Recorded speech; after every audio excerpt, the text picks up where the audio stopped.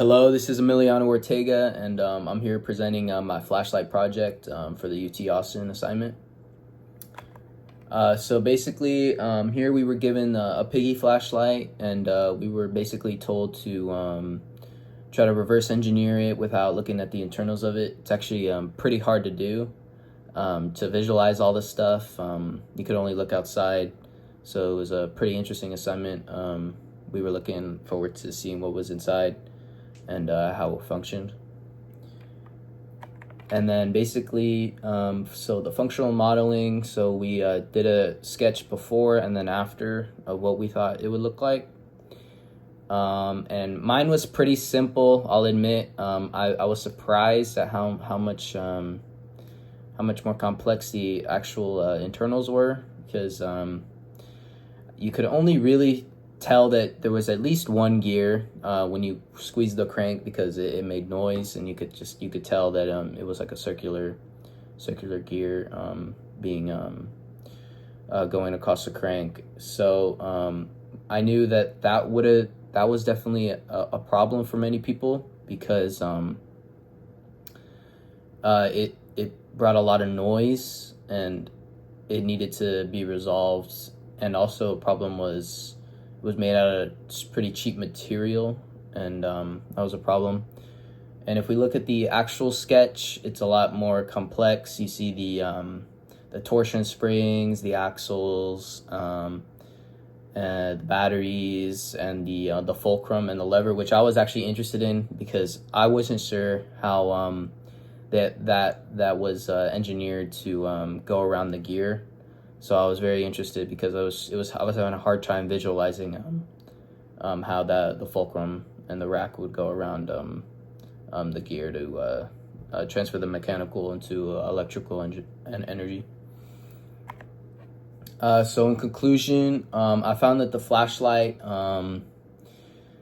was just a process of turning mechanical energy into electrical energy. When the crank is depressed, small gears inside powers the LED and stores energy in the cell batteries for later use.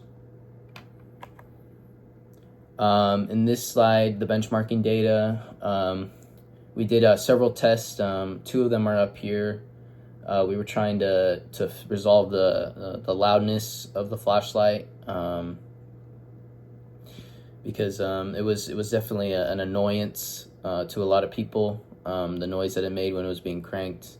We did 3 trials, and basically we came to the conclusion through the decibel measuring that we need to add some sort of rubber dampeners to the gears in the internals to dampen the noise.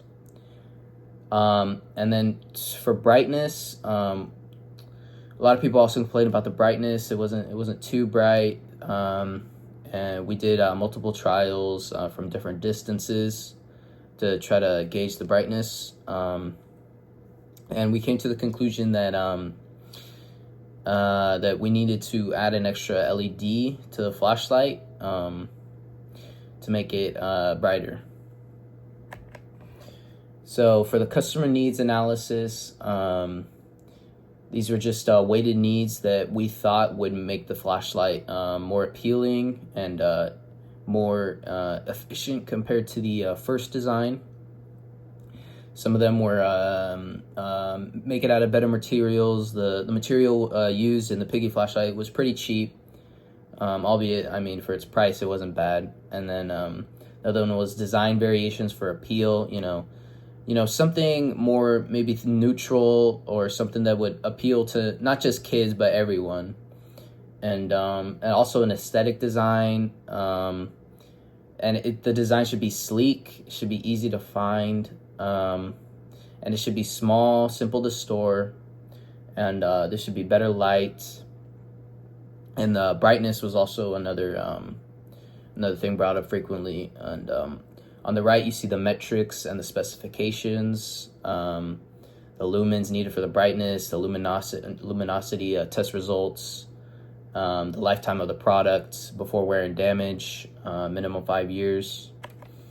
And then this is customer needs continued. Basically, we wanted to reduce the noise, average noise level after modifications, and then specifications for novelty hand. We wanted to make sure the brightness, the sound, the aesthetics, the durability, and usability was all taken into account. In the next slide, the mind map. Basically, this was just like a compilation of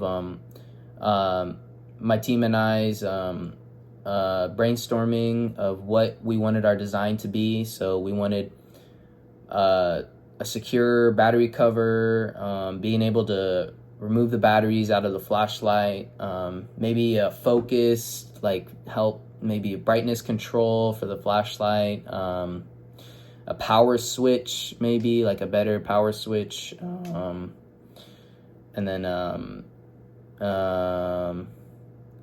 like a focus meter, maybe. And yeah, we did a mind map with this to try to round out like what designs we wanted for the flashlight.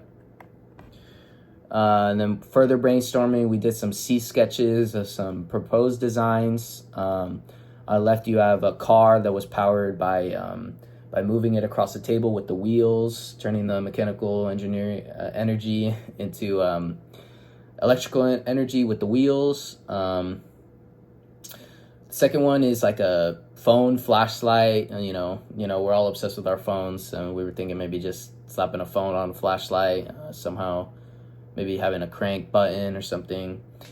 And then the third one was like a weight flashlight. You know, you have the light come out through the top, and then maybe through motion you could have it be powered.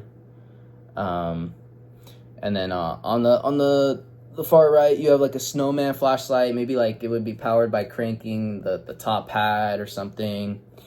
Bottom left is the gun flashlight, which we eventually went with. Basically, you would squeeze the trigger as a crank. It would act as a crank. Maybe the batteries would be in a grip like with the cover, and then you could replace it.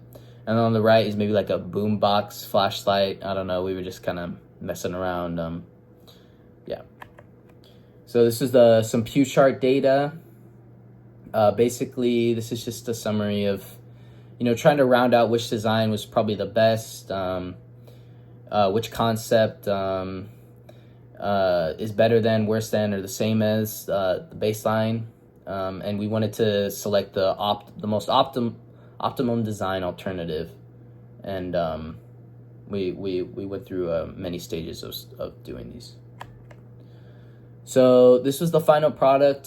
This is a sketch of the flashlight. On the left, we'll start with the left. It's a 2D sketch. You have the dimensions 2x5x4, so it would be easy to fit. It wouldn't be that large. It would be easy to fit anybody. Any kid can hold it. Any age can use this flashlight. You have the bird's eye view, the front, and the side views. And then on the right, we have a 3D disassembled view.